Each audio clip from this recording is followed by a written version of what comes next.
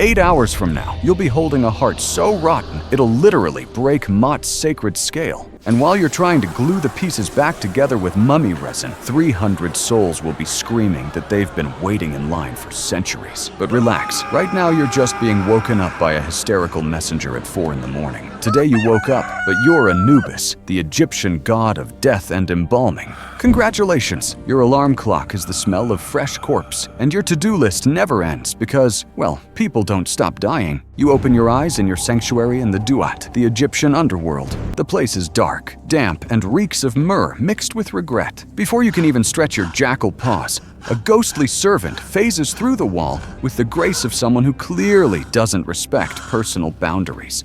He brings news, bad news. A plague is devastating Egypt, and souls are arriving in numbers you haven't seen since that time Pharaoh decided war was a good idea. You sigh. I completely understand that sigh. It's the universal sigh of someone who knows they won't even get to use the bathroom in peace today. You get up and walk to the Hall of Two Truths, where Maat's scale is already surrounded by a line of souls that stretches as far as your divine eyes can see. The noise is deafening. Souls complaining, crying, trying to cut in line, and one who's apparently trying to sell counterfeit amulets to the other dead people. Entrepreneurship doesn't die, apparently. Thoth, the ibis-headed god who serves as your official scribe, is already at his post. He looks exhausted, which is impressive for someone who technically doesn't need to sleep. The papyri pile around him like a bureaucratic avalanche. He looks at you with that expression of someone who wants to quit, but knows there's no unemployment insurance for gods. The first soul of the morning approaches. He's a fat man covered in jewelry that clearly doesn't match. He smiles at you with the confidence of someone who thinks bribery works in the afterlife. "Great Anubis," he begins, pulling out a bag of gold from, I don't even want to know where he got that from. I'm sure we can resolve this in a civilized manner. You look at the gold, then you look at him, then you look at the scale. His heart is practically pulsing with guilt. You place the heart on the scale, and Maat's feather on the other side. The heart plummets like an anvil. Didn't even need the scale for this diagnosis. Amit, the devourer of souls who's part crocodile, part lion, and part hippopotamus, yawns in the corner. She's having the best day of her existence. You gesture, and she devours the briber's soul with the elegance of someone eating a snack. The gold falls to the floor, useless. The next 3 hours are basically this on repeat. Souls lying about their lives, trying to make up good deeds they never did, crying, begging, offering things that have no value in the world of the dead. One soul swore he donated to the poor his entire life. Thoth checked the records. The guy literally stole offerings from temples. Amit didn't even chew. I need to pause here to mention that you haven't eaten anything since you woke up. Your divine stomach is making noises that are probably scaring the souls in line. But every time you think about sneaking away to grab a piece of bread, more souls arrive. The plague up there is working overtime. That's when Osiris shows up, your boss, the great green god of the dead, lord of the underworld, king of the afterlife. He walks up to you with that irritating calmness of someone who doesn't have to deal with the grunt work. "Anubis," he says, looking at the line, "we're behind schedule. You want to respond that you're doing the work of 5 gods alone, that you haven't eaten, that you haven't used the bathroom, that Thoth is having a silent, nervous breakdown. But you just nod because, well, he's your boss, and questioning isn't exactly encouraged in the Egyptian divine hierarchy. I need more efficiency," Osiris continues. "The living are starting to notice that the dead aren't being processed properly. It's causing problems." He leaves before you can ask what kind of help you'll be getting. The answer you already know is none. If I were you, I would have already requested a transfer to the Greek pantheon. At least there the work is divided.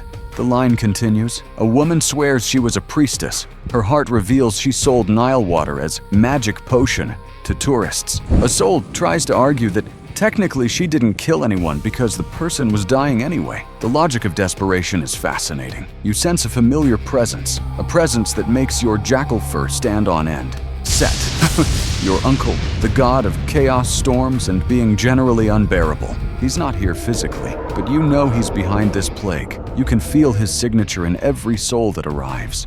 That chaotic, destructive, annoyingly presumptuous energy. A soul in line coughs, then another. Set's plague doesn't discriminate. The scale makes a strange noise. You look at it with concern. It's been working non-stop for hours, and even divine artifacts have their limits. Remember this, noon passes without you noticing.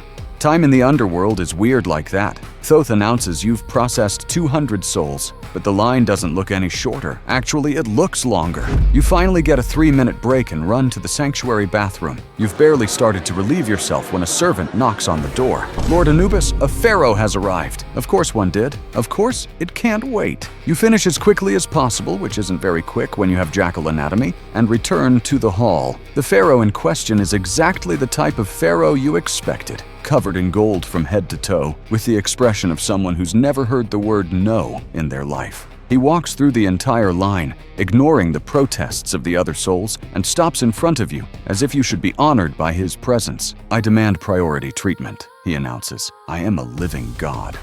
You understand. You understand perfectly. You understand that his heart probably weighs more than an entire pyramid. But protocol is protocol, even for royalty. You take his heart and place it on the scale. The heart tilts the scale violently downward, but not enough to break it. Amit approaches, but the pharaoh starts screaming about how he built temples and fed the poor. Thoth checks the records. The temples were for himself, and feeding the poor meant throwing banquet scraps out the palace window. Amit takes advantage of the pharaoh's moment of distraction to take a bite. The royal scream echoes through the entire hall. The following hours are a blur of judgments, complaints, and your stomach begging for food. You manage to steal a piece of offering bread when no one's looking, but can barely chew before another soul demands your attention. It's in the late afternoon that she arrives. A small soul, a child. She's not crying like the others. She's not trying to lie or bribe. She just looks at you with those big eyes and asks, with the innocence only children possess, if her mommy will be on the other side.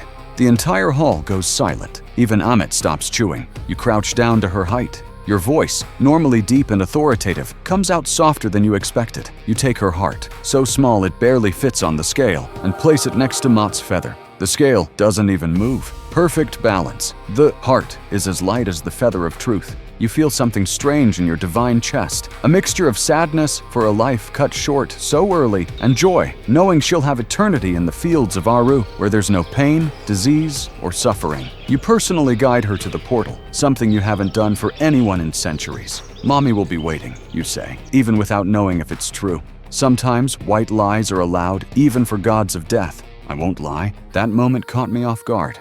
But the line doesn't wait for sentimentality, so back to work. The next one in line completely destroys the mood. He's a man with the posture of a noble, but the clothes of a beggar. Something doesn't add up. He introduces himself as Pharaoh Amenhotep III, the magnificent, the glorious, Lord of Upper and Lower Egypt. Thoth checks the records. There's no Pharaoh Amenhotep III with these characteristics. There is, however, a known thief who impersonated a pharaoh to extort poor villages. He stole from people who had nothing, promising divine protection in exchange for everything they owned. The man starts sweating, which is strange for souls. That tells you something about the level of lying. You take his heart. It's dark, almost black, pulsing with negative energy that makes even Amit take a step back. You place it on the scale, and before you even add Maat's feather, the inevitable happens. The heart is so heavy, so dense with pure evil, that the scale, already weakened by hours of uninterrupted use, can't take it. A divine crack echoes through the hall. Maat's scale, sacred artifact used since the beginning of time, splits in half. The silence that follows is absolute. Thoth drops his papyri. Amit freezes with her mouth open. The souls in line stop complaining for the first time all day. Even the ghostly servants stop floating. You look at the pieces of the scale, then at the imposter trying to flee, and then you laugh. A jackal laugh, hysterical, echoing through the underworld. The imposter is delivered directly to Amit. Without formal judgment, he broke a sacred artifact. Amit enthusiastically agrees with the sentence. The next few hours are spent fixing the scale with mummy resin, prayers, and divine curse words. Osiris shows up, looks at the situation, sighs with disappointment, and leaves without helping. Typical. When the scale is finally functional again, the day is already ending. The remaining souls are processed on autopilot. You don't even register the faces anymore, the excuses, the lies. Amit is so full she can barely move. You drag yourself back to your sanctuary when the first rays of sun illuminate the world of the living. The smell of corpse still permeates everything, now with a note of divine exhaustion. You lie down on your stone bed, your body aching in ways gods shouldn't feel. Somewhere up there, Set is planning another plague. Tomorrow's line will be bigger. The scale might break again, but for a moment, you think about the child, about the heart light as a feather, about peaceful eternity. Maybe that's why you keep going. I'll end here because even gods of death need sleep.